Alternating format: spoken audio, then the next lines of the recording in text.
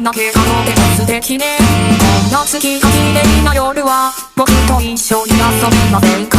人生は一度きり、楽しむが勝ちなのです。あなたを縛る首輪は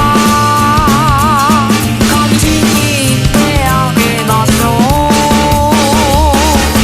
野良は最高にゃんにゃんにゃん、魚くすめてハンド追いかけて、木村は働く人間をしびれに雨の上で夢うつつ、あなたも自由ににゃんにゃんにゃん、素敵な仲間の紹介しましょう。さあその窓を開いて飛び出すのです。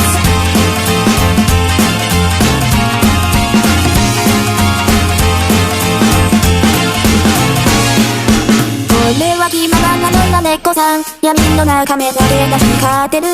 自分の口が上手だけど私はバカな女じゃないわ。人生は一度きり、